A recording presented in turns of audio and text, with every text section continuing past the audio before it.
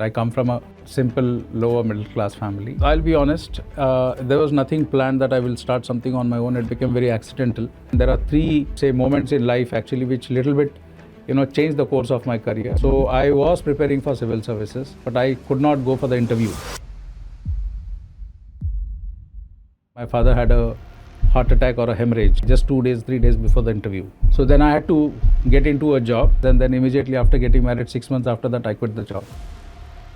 You went to meet DTSS and as a unhappy customer. True. Next day you were called back again and you were told that you know exactly how our customers are feeling. Now can you join us to set it right? What would be one advice that you are going to give to first-time managers? Accept the pain. When you are managing a team, there will be pain, there will be chaos. You need to accept this. You have always been heavily focused on operations. Were you the COO before becoming the CEO, or what was your role? I realized that it's very important that when you move to the next level, that stop doing what you have been doing in the past.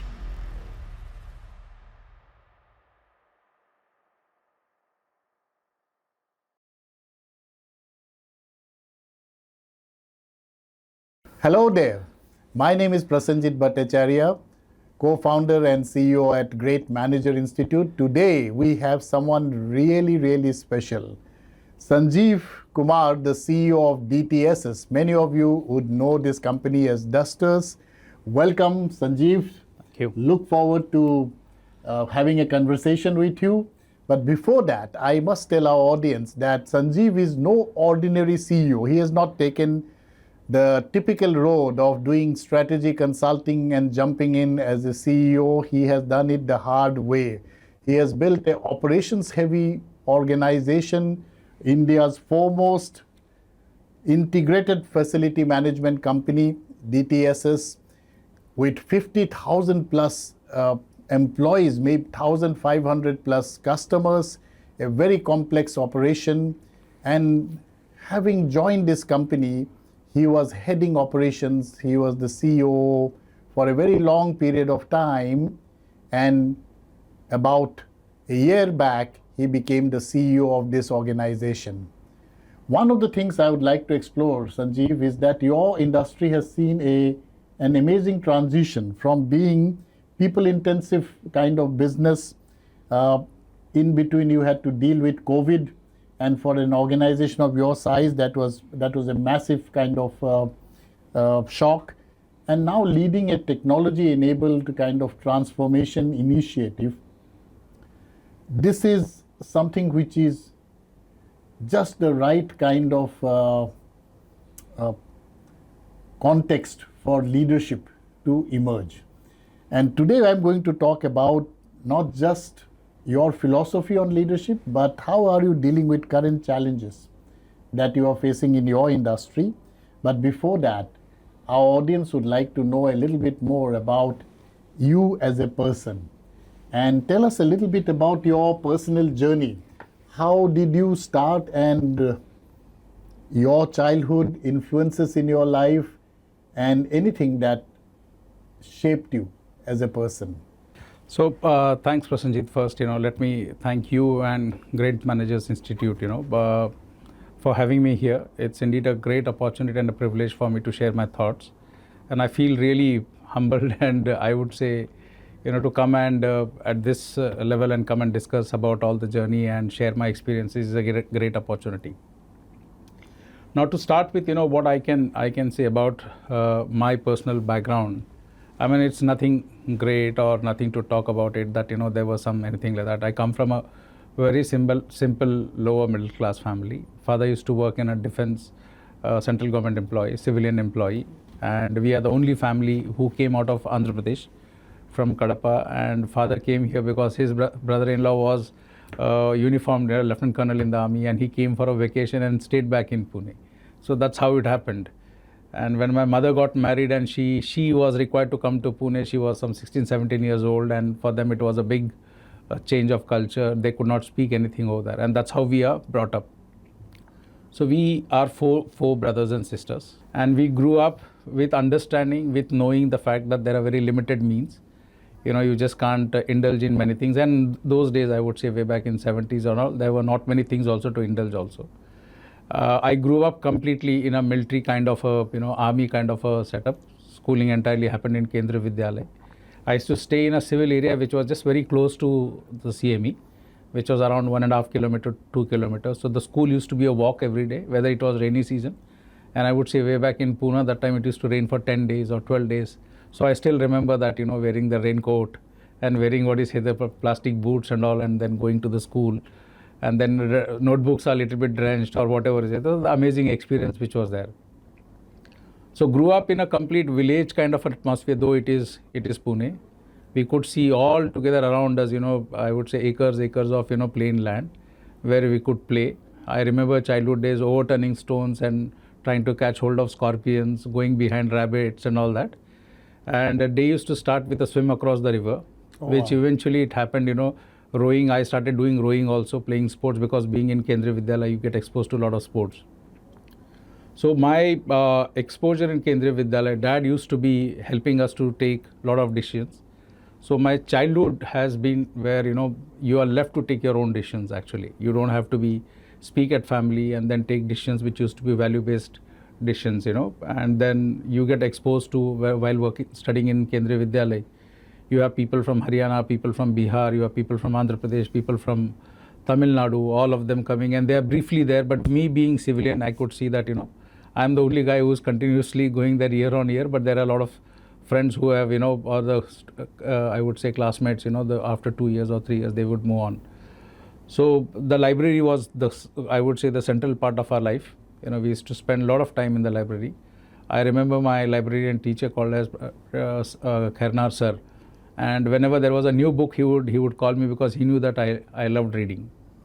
So that's how my childhood grew. And the only two things which was known to us was either crack UPSC or crack the defense NDA or something like that. Nothing was visible beyond us, or we didn't have somebody who could tell us that there are so many opportunities in this. But one thing which was actually there in the heart was that you have to elevate yourself. There was a passion to become better. So what is a better thing was every year was getting defined. So then I used to study well, could be one of the top 3 in the class, toppers what we would call it, though the percentage it could be 75, 80 or something like that, but you still remain in the top 3 of the class. Those were good percentages. Good percentages, yeah. Mathematics was my passion. I used to love mathematics. It used to be a kind of thing where, I could read, study, solve mathematical equations, formulas, everything through and through the day. There was nothing where I would come to a stop or something like that. And then one thing which we knew, to make big in life, you have to do engineering. So I did excelled good in studies, and then I could get a admission in College of Engineering, Pune. We take a lot of pride, in terms of... Isn't it one of the oldest in the country? Or? It is the 3rd oldest in Asia. Oh, wow. And I would say almost as good as, after COEP started, 100 years after that was India had IITs actually. So in fact, we take, because, Mokshakundam Vishwesvaraya, on whose birthday we celebrate Engineers Day, he is a pass out of the college. So I take pride saying that he passed out in 1917 and I passed out in 1994 from the college. So that's how COEP was a great experience for me. It was, a 360, I would say, not only focusing upon studies, there were a lot of co-curricular activities, extracurricular activities which was happening. Rowing was there, sports were there, and I captained the college for hockey. I used to play hockey, so I went on up to playing states and all that. And hockey was, I used to play for the clubs, so day used to end with a hockey game every day. So hockey, I continued in COEP, and then I finished my engineering, and then I started doing a normal job. In fact, there was a little bit one of a twist which happened. There are 3, I would say moments in life actually which little bit, changed the course of my career. So I was preparing for civil services, but I could not go for the interview. Cleared the mains, but could not go for the interview when my father had a heart attack or a hemorrhage, on the same day, just 2 days, 3 days before the interview. So then I had to get into a job. So started a job with a very modest salary. And then immediately, as I said, worked in 2 years into construction, and then started my own company into constructions. And I ran the company for as good as, from 97 to 2002. So that was almost So you were an entrepreneur at the start of your life. a start of my life. And most interesting was that, I got married, and when I got married, actually, that there was a salary which was coming. There was an assurance, and then immediately after getting married, 6 months after that, I quit the job. So it was a big shock for my wife also to accept that, that how is it that after 6 months, but she has been through and through a great support for me. So then I had to take care of my brothers and sister who were younger to me, and during that period, so they were there with me only. And then I could see them get married and settle down in their lives and then moved on. And then for some reason, while we were doing great businesses, but it was into partnership, we thought of quitting that.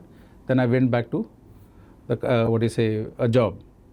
And so the business that you did was in the construction in field. construction only, yeah. This is because your first job that you did for a couple of years was also a construction company, is It was a construction company, and I've got a very interesting thing, because in fact, I would like to take every opportunity, and I take every opportunity to tell that your first formative periods in your career, you should work for a good company, not for the salary, actually. And that's where, Devi Construction, though I got a good salary also, but, it was a great company, which did not compromise on quality. Typically, if you see in a construction, people do a lot of cut corners or try to be profit oriented and all. But while I was working for Devi Construction, I had a heavy influence of our managing director. In fact, some time back, I was telling you also that, that once when my interview was happening, for first 45 minutes, there was no conversation, he called me into his cabin and then did not speak to me for 45 minutes. It was a very awkward moment, that somebody is not talking to you. But I took that moment. It happened that I was observing him, and he was so detailed, so meticulous. So I would say that, he knew his job, so that the first message what I got: if you have to excel, you should know the subject actually. And you have to be disciplined, well organized. I could see that 45 minutes, and the 30 minutes post that, the interview, the questions and all that. There was no technical evaluation of mine. It was more of trying to see how good I am as a person. The conversation was only revolving around character. He was trying to see whether my character was good, fitting into his company or not. So that was the first time when I realized that, that you can get great people, but you can't get people with good characters. So character plays a significant role in people, and that's how you can form a culture. So that was my first learning over there. And what prompted you to start your own business? Because at the end of the day, construction business is a difficult business in most places, right? Yeah. And joining a company as an employee for an engineer who has relevant experience is an easier choice. So what prompted you to go on your own?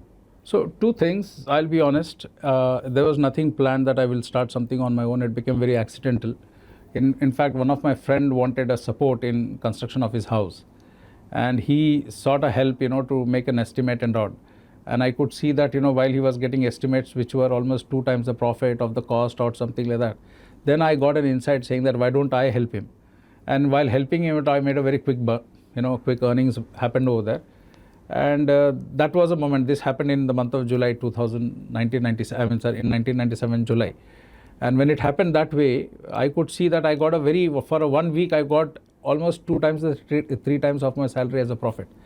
So then I realized that, okay, I'm telling the yearly salary, not the monthly salary, what I would say. So that was a big motivation for me. Then I contemplated thinking that, okay, let's start this. So I started, by withdrawing the PF.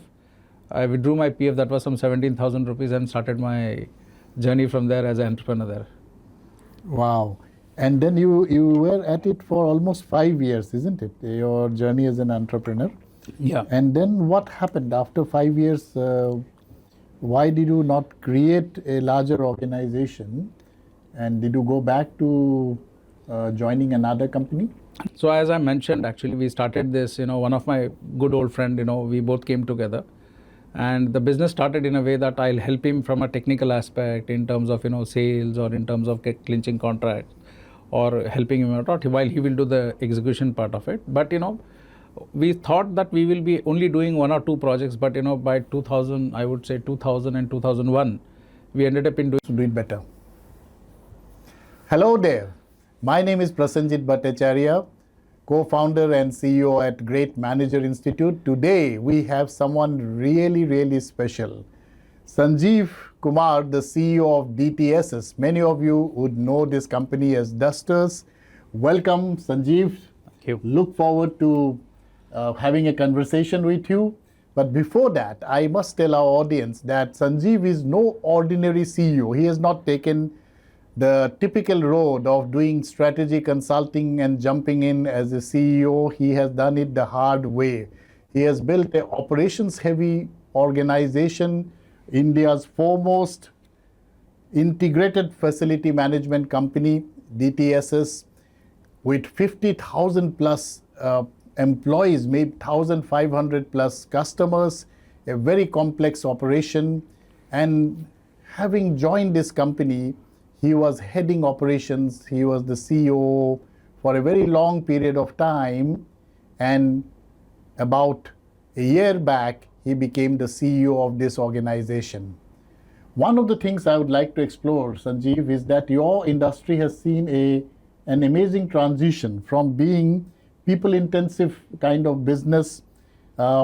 In between, you had to deal with COVID, and for an organization of your size, that was a massive kind of shock. And now leading a technology-enabled kind of transformation initiative. This is something which is just the right kind of context for leadership to emerge. And today I'm going to talk about not just your philosophy on leadership, but how are you dealing with current challenges that you are facing in your industry. But before that, our audience would like to know a little bit more about you as a person. And tell us a little bit about your personal journey. How did you start, and your childhood influences in your life, and anything that shaped you as a person? So thanks, Prasenjit. First, let me thank you and Great People's Managers Institute, for having me here. It's indeed a great opportunity and a privilege for me to share my thoughts. And I feel really humbled and I would say, to come and at this level and come and discuss about all the journey and share my experiences is a great opportunity. Now, to start with, what I can say about my personal background. I mean, it's nothing great or nothing to talk about it that, there was anything like that. I come from a very simple lower middle class family. Father used to work in a defense central government employee, civilian employee. And we are the only family who came out of Andhra Pradesh from Kadapa. And father came here because his brother-in-law was uniformed lieutenant colonel in the army, and he came for a vacation and stayed back in Pune. So that's how it happened. And when my mother got married and she was required to come to Pune, she was some 16, 17 years old. And for them, it was a big change of culture. They could not speak anything over there. And that's how we are brought up. So we are four brothers and sisters, I would say. And we grew up with understanding, with knowing the fact that there are very limited means. You just can't indulge in many things. And those days, I would say way back in 70s or all, there were not many things also to indulge also. I grew up completely in a military kind of army kind of a setup. Schooling entirely happened in Kendriya Vidyalaya. I used to stay in a civil area which was just very close to the CME, which was around one. When people are talking about ROI, when people are talking about you have put so much money, what are you getting in return? All that, feasibility reports and all that. So this was something new for us. So from there is what actually the role of being a senior leader or a strategist started taking me. And then I would say, then we were, again, by the great meltdown, actually the recession which happened, 2006, 7 and 8. 7, 8. We were forming second, fund, but the money did not come. So for almost 6 months, salaries were coming, but no work actually. So, but I thought, being 34, 35 years of age that time, salary didn't matter because you had to keep yourself engaged. That's how when I jumped into Island FS. And that time Island FS property management, I was a part of a small SBU of such a large conglomerate. Island FS was so many SBUs, around 100 plus SBUs were there, and I was working for a facility management SBU, so which had project management and facility management and broking, real estate transaction broking, which was a part of their portfolio. And that time they were the leading in the country, so it was a great opportunity. And in ILFS, while I had some other opportunities to work with the companies, but ILFS helped us to retain that entrepreneurial stint, the owner's mindset. While I was an entrepreneur. Then in Raheja, in DHFL, you were working for a fund where you had to give a good ROI. A lot of decisions were taking place, and here again you are working in this, where I was heading the Andhra Pradesh state as a regional head for that. And flowingly, then so I had to move my family from Pune. By the time I had 2 sons, they came along with me in Hyderabad. And then while working in the ILFS, I moved to Bangalore. That just happened like that, as a promotion which came as a regional director for ILFS for the complete South region. And when I went over there, I bumped into DTSS. So I think that's another very interesting story, and I'm going to ask you about the story in a minute. But before that, and just to summarize what you have said so far, after your engineering and you did your civil engineering, correct? And then you jumped straight into construction. You had the opportunity to work under a very good leader in your first job, Devi Construction, and that's where you had your learning that selecting the first job for learning is very important and not necessarily for compensation. You got into the construction business hands-on. You did it for yourself with a partner, and for almost 5 years or so.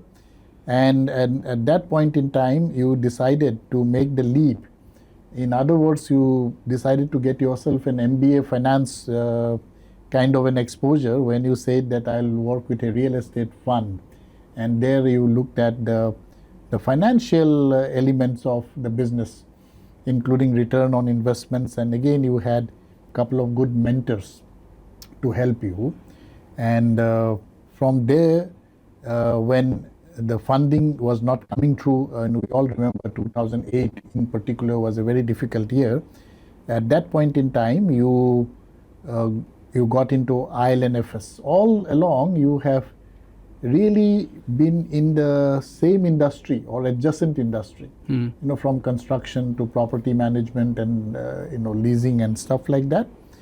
And there you got a promotion which got you to come to Bangalore. And this was the time when you had your first experience with DTSS or Dusters, I think, as it was called at that point in time. Tell us about that story.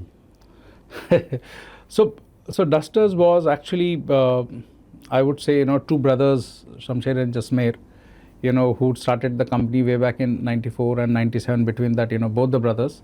One was in Bangalore, one was in Mumbai. Mumbai was Total Solutions, and in Bangalore it was called Dusters, the Dusters. They both came together in 2009, wanted to make it a bigger organization, scale up across the country, and they attracted a fund, investment from TVS Capital. But you had to have that size of more than 100 crores. That's where the 2 brothers came in together, and they were a partner for ILFS in providing manpower or janitorial services. I bumped into Shamsher because we were having a lot of operational issues, and I could see that Shamsher was in that period. Shamsher, the elder brother who had this one, he was in the period of I would say integration between Total Solutions and Dusters, and then TVS putting in money. So there was too much on his plate at that point of time, and it was in a disarray. I would say little bit. I would say the attention towards the customer had come down. More it was trying to get organized, putting in systems, processes, everything in place. And we as clients, we were facing a lot of challenges. So I walked into Shamsher's office, and it happened so that, that I was not able to cut across Shamsher. I was not able to reach out to him. So I asked one of my friend actually, to help me and set up a meeting. And he set up a meeting, and that meeting happened in Shamsher's cabin, So we had the discussion over there, and he liked me. And next day he called me. In fact, the same day evening he called me and said that, I want to meet you. So we said that, okay, we had the discussions about our whatever business association. He said, no, I wanted to meet you in person. So we caught up next day for a coffee. And interestingly, we had a chat for almost 2 hours, 2.5 hours. And then, he said that, he wanted me to be a part of his team. And then, okay, it was, a small company. You are, thinking something different. You are working as a regional director. So what exactly is the vision? So Shamsher, along with his strategic, they shared their presentations about their vision for the company, what they are looking at it. And it looked a very exciting, journey. But what mattered to me at that point of time was not about the business or the opportunity, but it was an opportunity to create a story, to, give back, I would say, add value to whatever experience what you have gained so far. And I liked Shamsher a lot, actually. You always try to see whether you can work with a person. So I could see that, Shamsher was very committed to his vision, and he didn't mince words while speaking, actually. So there was a lot of conviction, commitment which was there. And I felt, I can work with him and work under him, and I can gain a lot of, value for my career also. So let me get it straight. You went to meet DTSS and co-owner of DTSS as a unhappy customer. True. You had that meeting, and next day you were called back again, and you were told that you know exactly how our customers are feeling. Now can you join us to set it right? Is that what happened? That they thought getting the customer who is unhappy to solve the problem by getting him to join them was the solution for them. So I think, that could be one way to say that he saw that, I could help him out. But he had a, feeling that I have a good operations, exposure, and a good, experience and ability to operate well. That was one. So maybe the customers could be taken. But he took me as a kind of a inner circle team member. It was not only to fix the customer problems, but it was to put the organization into a growth path. So the sales orientation, or in terms of retention of customers, in terms of, creating training processes, all that which was there. So I was taken as a vice president, a part of the Mancom managing committee. So, but I think, he did feel that I could solve the customer pains which was there. That's how he felt that, I should be a part of his team. And that was the beginning of your career. Now it's been how many years for you in DTSS? 16 now, 16 years. 16 years. And that's an amazing journey where you started by focusing on operations, which is heavily people-centric. The company was about 120 crores or so when you joined. It is about 1,500 crores plus now, with a very profitable kind of balance sheet. The entire industry has also gone through phases from being almost the national equivalent of body shopping, that you somehow get a bunch of people to deliver what you started off by using the word janitorial services or housekeeping services. You may have gone into security. Now you are an integrated facility management service. In this entire sort of journey of yours, you have always been heavily focused on operations, isn't it? And were you the COO before becoming the CEO, or what was your role? So so I've walked every step. I have climbed every step in the the hierarchy. So I started as a regional head, vice president, regional head for South and East. That was the part, actually. And Shamsher and Jasmer, actually, both half of the businesses. So Jasmer would look after North and West. So there was one regional head over there. And then we had, South and East, which I was heading it. And then in 2014, then I became the national head operations. But I continued to be in the band of vice president, national head operations. And then 2016, then it became president operations. And 2019, it became president. 2020, then it becomes, COO. Okay, yeah. So I've been doing the same work, but, it's been that, I've been rewarded for all the, I would say, the trust, the loyalty, the good work, the scale up, whatever is it. And that's how, instead of bringing from outside, getting a CEO over here, I would, in fact, compliment to the SIS culture over here. They believe a lot in terms of, SIS or DTSS culture. More, I would say it is SIS culture, where they would want, to have a internal growth which happens, actually. So if you go back into SIS, the culture is, the chairman, Mr. R.K. Sinha, he says that, you take care of your employees, they'll take care of the business. So how do you take care of your employees? So it's not only by giving designations or elevating. Actually, they do a lot of training interventions, support through various courses, expose you to various, strategic initiatives, and that's how they make you ready for a CEO's role. So when I was promoted as a CEO, so I obviously what happens is, you tend to do the same work actually, right? I mean, it happens because you have been for so many years, you're doing something, and it's so difficult to stop doing those things. I did not see a difference that what in my role actually. Maybe the title would have changed as a CEO from a coup to CEO, but I'm heading the P&L, I'm heading this, I'm a part of the strategy. Then I had a chat with Shamsher, I had a chat with my boss, Mr. Dheeraj. I asked him saying that, what do you expect me when I become a CEO and all? Then they felt that, okay, this is a very difficult question to answer because, maybe as a boss, when they will answer, it may, overflow or something I may accept or not. So then we took a help of a coach, so I had a very, interesting coaching stint with Mr. Faust. So he was erstwhile, BPL MD and all, and then he's a certified coach. So I went through a process of trying to select, out of some 13, 14 coaches, and then I finally zeroed down upon Mr. Faust because he came from running for a electronics manufacturing company and VIP, Blue Blast and all, he had worked. So then I had 8 months to 1 year a coaching session with him, and then I realized that, what difference do I create as a CEO from an operating role? So I realized that it's very important that when you move to the next level, obviously it's very easily spoken, but very difficult to practice that. Stop doing what you have been doing in the past. You need to stop doing that. And what you have to do, you will keep doing it. But what matters is say no, actually, to many things and find a ways to get it done within the organization. I'm going to focus a little bit on that transition in a minute. And I also recall that you went to Wharton for doing a management course as well. But if you look at your 14 plus years of experience at DTSS and in the industry in general, even before that ILFS, what would be 2 or 3 turning points in the industry that defined your thought as a leader and in a sense defined you as a leader? Do you recall any of those turning points that shaped you? Yeah.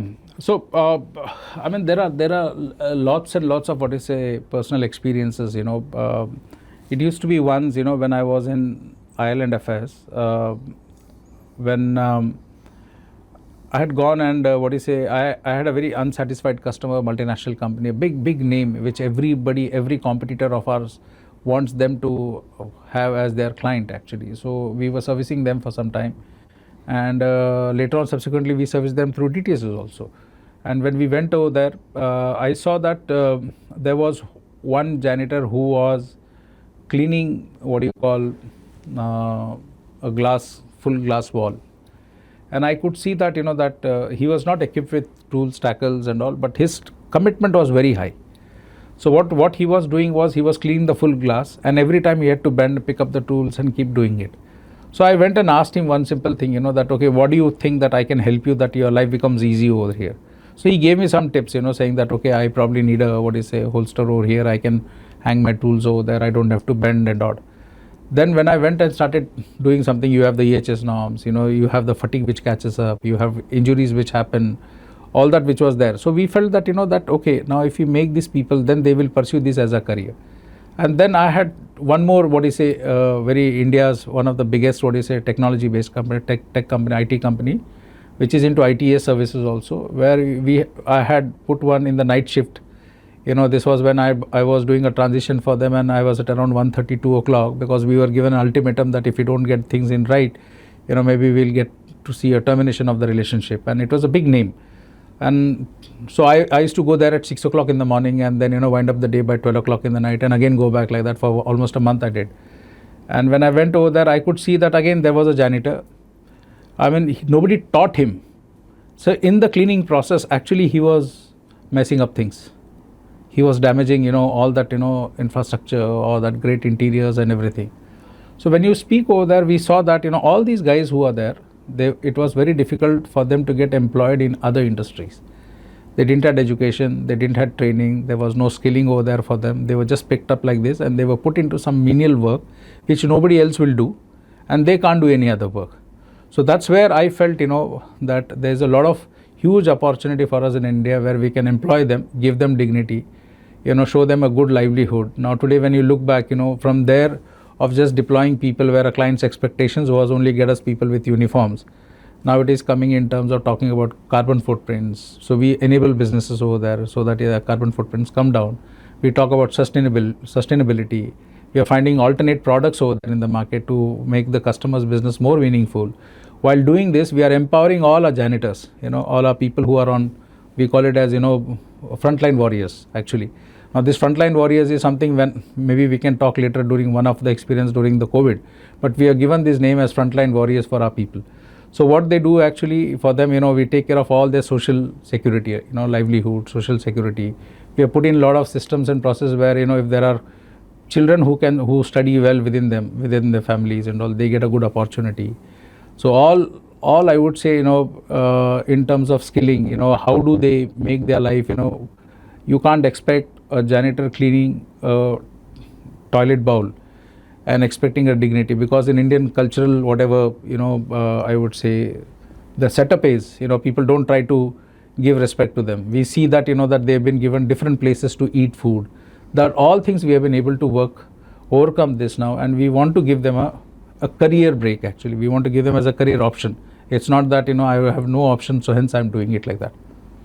So what I hear you saying is that in a sector where customers were unhappy because the people who were delivering the service, they did not have training, they did not have the right kind of tools, they were not looked upon with dignity.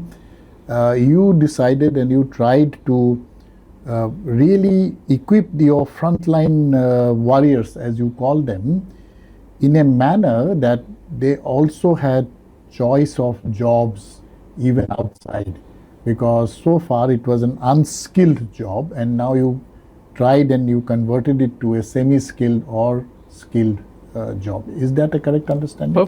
Perfect. And to set up examples, I would say, in our organization in DTSS, we have, I can take the names. We have a gentleman called as Manoj KP, who started his career as a, supervisory role in a janitorial services. Now today he's a general manager operations. From that he's just 10th or 12th pass. He would have never imagined, if this handholding would have happened, that he can run a P&L of almost as good as 100 crores per annum. So so much of education remains the same, or some kind of skilling happened, some kind of interventions of trainings have happened, some, certificate courses have happened, we have seen there. Above that, I would say like that we would have at least 50 such cases in the organizations where they have elevated themselves much beyond what they could have realized. Now tell me a little bit, and I'm very intrigued because you are actually talking about building an organization with different components that have to come together. You need to have a training process, you need to have the right kind of attitude in people when you are recruiting them. You will also need to provide them the right kind of social security so that they are not worried about tomorrow all the time. And above all, this ultimately becomes a culture where people feel that if I work hard, I invest in this organization, I have a stable career to look forward to. The examples of 50 plus people that you talk about. How, in your observation, how does this get created? Because there are so many examples of other way around.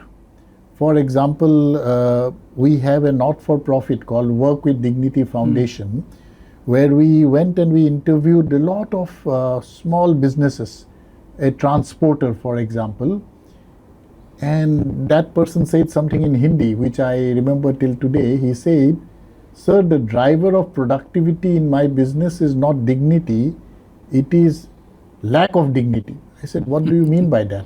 He said, "Dekhiye, this gentleman has come to drive my pickup truck and he has come drunk. If I give him dignity, it's not going to work.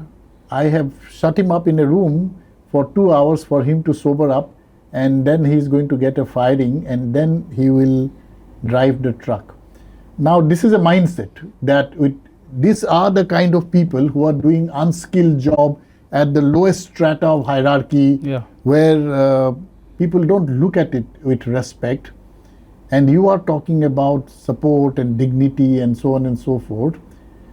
Help us understand, how does this culture happen in an organization? What are some of the levers that you have?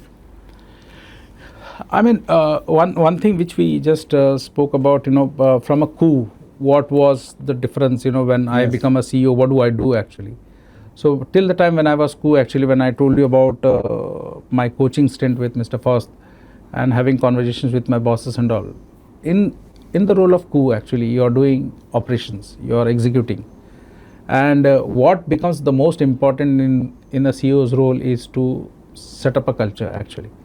You have to enhance the culture. There is always a culture which you have to, retain it. You can't say that, no culture is bad, I would say, but there is a culture existing in the organization which has brought you up to here. How do you make it better is something which becomes a purpose for a CEO, actually. And then that's a good statement to make it in the boardroom, saying that we need to improve the culture. But what exactly we have to do? So there is a lot of interventions which we do. In fact, I would say that, one data point I would give you, that during menstrual cycles, women don't come to the office. They don't come to the workplace, and then we always get a business issues, the clients escalating that there is a shortage of women folk, actually. Somewhere around 35 to 40 out of that 50,000 people, 35 to 40% is women folk, actually. And suddenly it becomes unpredictable, and women are not very comfortable in sharing that when they would be taking leaves or whatever is it and all. So, we worked with our HR team. Now it's no longer operations, actually. It is more of doing acceptance of that particular situation is what we are trying to build in the culture. So then we engage with a lot of NGOs who go on a, site to site, conduct various, terms of saying that, how you can avoid taking leaves, actually. Why do you want to lose the money? But how do you conduct yourself well? So it goes on to that level, and then, there are a lot of thefts which happens. And the first thing, whenever there is a theft which happens or any incident which happens, actually, the first to target is a facility management staff. The thing that, that they will do all under the sun and moon, all thefts will happen from them. But there are instances of thefts also. So we want them to make them understand that you have to overcome this first image. And this happens through a lot of training programs. What I mentioned about these 50 people. So there is a training whole program which we do. Like, for example, by default, all our 50,000 employees will have to go through a training called as I am a trained staff. That's the starting point, whether they are experienced or inexperienced. And in that we talk about POSH, we talk about culture, we talk about, hard skills in terms of how to handle chemicals, how to handle all global, processes, systems in terms of EHS, ESG, all that we do a program in the I am a trained staff. And after that, what we do is we elevate people. We run a program called as Training Champ program. And in the Training Champ program, whoever is performing very well, we make them go through a program called as Smart Supervisor. Now we have expanded that. All supervisors will go through a Smart Supervisor program.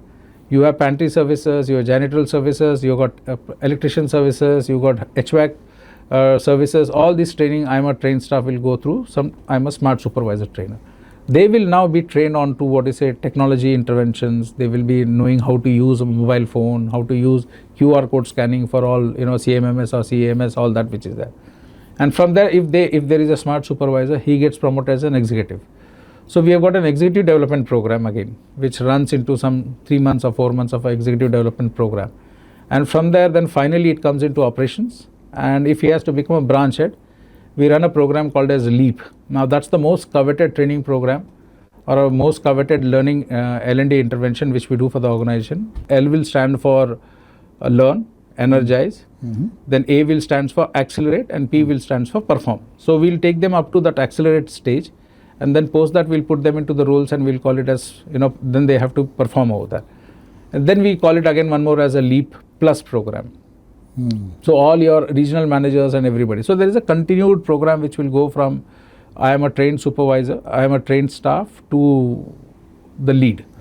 Now this will set up the whole culture of the organization. But tell me one thing, and you have seen this happening over a period of time, when you have these kind of programs, there will always be a bunch of managers who would have a mindset that I can't release my people, there is a lot of demand from my customer, why are you wasting time on this classroom training, it is not impacting my day-to-day job, which means that to some extent the organization has to also give a mandate that this is not something that we are going to debate.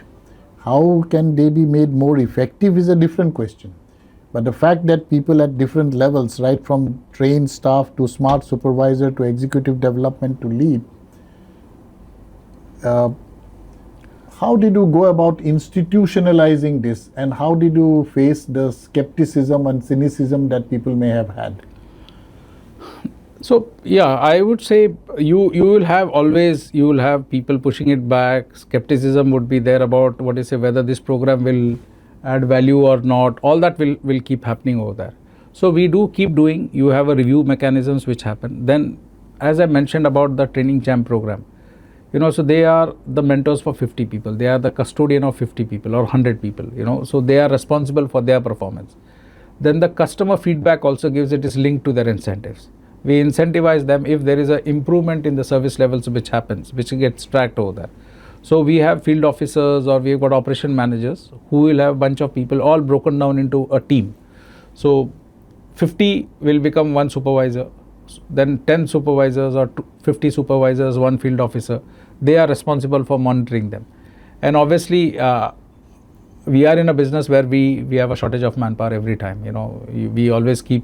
We keep recruiting around 2,000, 3,000 people on month basis. So we always look forward, rather than asking people to move on. We always look towards training, improvement, counseling, all that which goes in over there. And the ultimate which comes in the performance, it is linked to the customer satisfaction index. You are no good if you talk too well, and your customer service levels index, it is lower. So it has to improve over there. So we take a lot of effort in terms of quarterly feedbacks from the customers on that. And you have the mechanisms to institutionalize this, which brings me to the point which you started off by saying that how did the transition from the operations heavy chief operating officer or coup role to the CEO role? If you were to, after 1 year of experiencing the CEO role, identify what are the biggest three differences, some things which might have been a strength in the previous role, how can that actually become a handicap if you are a CEO? Would you be able to identify some of those areas? Yeah, as a CEO, COO, I would say, you are working as a kind of a peer, I would say, for the other functions. You have HR who's there, you have finance who was there, sales who are there, so all of them, so organization to organization, there could be a kind of a different composition. Maybe sales would be a part of the operations, HR in some organization would be a part of operations, but not necessarily in everywhere. But we work, operations as one, then finance as one, sales as one, and then you had HR as one. So in operations, the first thing is when you are in a CEO's role, actually you afford to think that there is something which you can push it to the remaining functions. Actually, when you move as a CEO, actually you have to collaborate with them. You have to accept all the functional heads or the coup, the sales head or the HR head and everybody to be experts over there, and they know better than you. But how do you get a I would say a better result out of them is what is a change which has to happen in the CEO's role. Actually, that is what I went through. After 1 year, I could see that it's no longer being biased towards operations. Actually, you have to accept the other functions also as a part of your team. Actually, that was the biggest I would say change in the mindset, which I had to put in a lot of efforts for that. And obviously then the pressure increases, because the board is expecting something different from you. Actually, they are expecting you to be solving all market issues or solving all I would say trends which are there in the market, the competitors. Then you are required to think about all futuristic solutions or the ones which will take you to the next level. So maybe technology intervention, which is that you have to work with IT team actually. Then you have to work with HR for. Now we know that for facility management actually we are completely challenged by all the gig workers. So there is then the government various policies and various I would say social beneficiary social programs what they drive. So people are nowadays now you don't get what is a cross state migration which happens so easily, and they are getting a lot of opportunities within their places. So where do we get actually manpower from them? So what attracts over there? So then you have to work very closely with HR team to find create pipeline for recruitment, clear pipeline for supervisory, for executives, work with various engineering colleges or work with hotel management colleges, work with different people. So a lot of initiatives is what is there, and then you have to beat the competition. So in SIS I would say it's a very what you call growth hungry organization. We want ourselves. We have got two vision statements in SIS which every SBU adopts it. One is moving from we don't want to be market leaders. We want to be having a market share, high market share. So no point in being a market leader with 2% or 3% kind of a market share actually. So we should be a market leader should have nothing less than 20% or 15% kind of a market share. So we are very aggressive in terms of acquiring new businesses and then moving our existing business from services to solutions actually. So we don't want to be partnering with a customer and providing services. We want to solve their problems, solve their pain areas, and evolve as truly as a company. Now this is much beyond a purpose. It's not about talking about revenues. So this is something I'm doing better engagement with the customers. So now, that's the value addition that you want to give to your customers.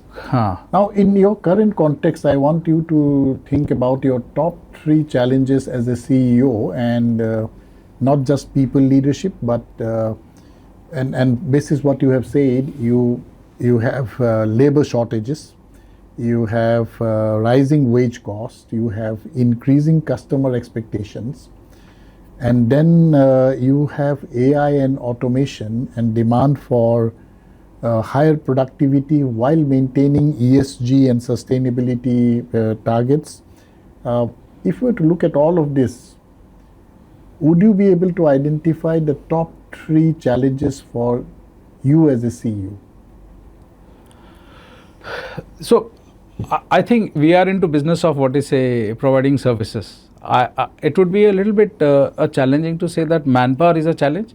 Then what are we doing about it? How can you say you are in the business of manpower and manpower is a challenge? I would say, but it is definitely a challenge. What I would give you a perspective is now currently if we have to hire for our levels or our service industry, it could be an age of around 24 to 30, and all these guys are very restless for their growth actually. So the biggest challenge is not the manpower. I would say the biggest challenge is how do you retain the manpower.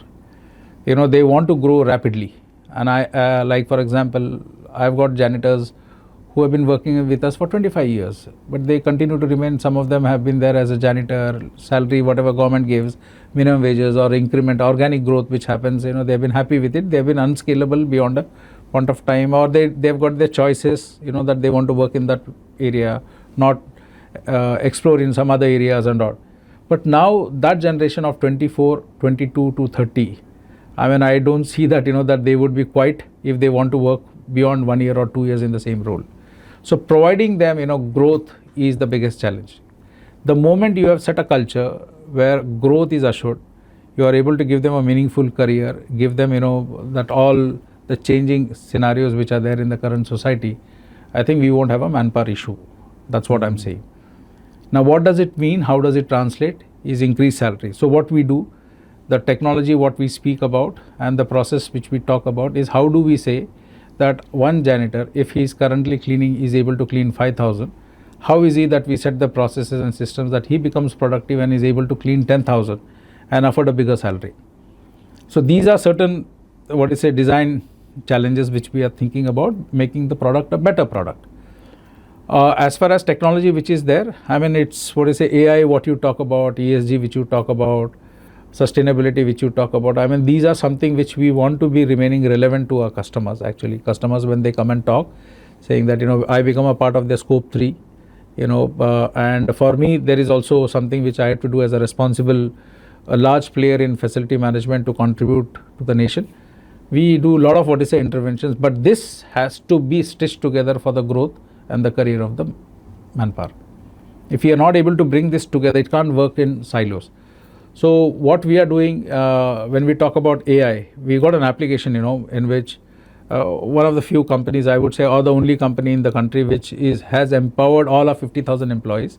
Or as a part of this, I would say the entire SIS group, we have empowered all our 3 lakh employees, where in their mobile phones they get to see all their credentials actually, and they get a chance to raise any grievances.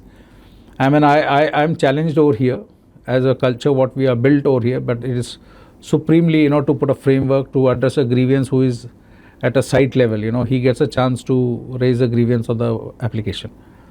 And it is no longer that, you can, I would say, ignore a grievance of a frontline warrior, but at the moment he puts it onto the application, you got a TAT and you are responsible to do it. So that's that transparency culture what we are building. And are you saying that many of your frontline warriors, they are comfortable using an app on their phone? And we do. So we don't just give them the app, but we encourage, we train them. And we track how many people are users actually. If we say that, okay, if I will specifically talk about DTSS, so our HR team will track how many of them are users.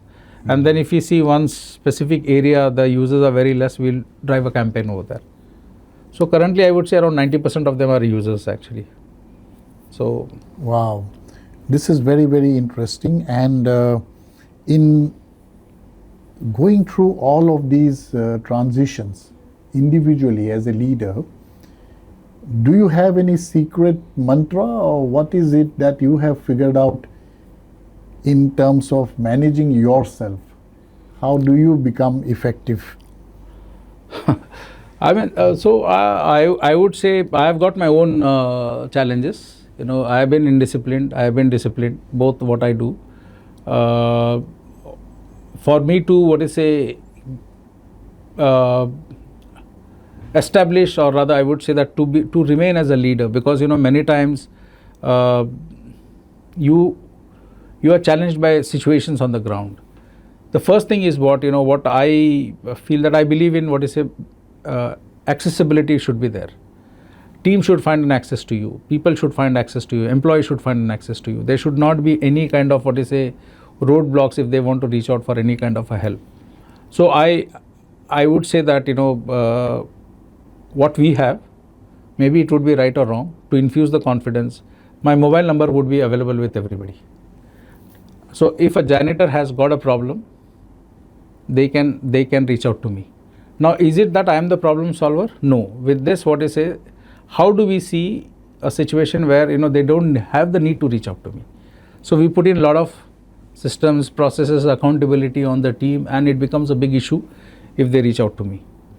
And for that matter, I would say we have Dheeraj's number, we've got Rituraj's number, which also janitors, security guards, they can reach out to. So that's the culture which we are completely, committed to. While this is definitely there as a challenge, how do we keep making people and keep yourself? I think the biggest, which we grapple is about the trust.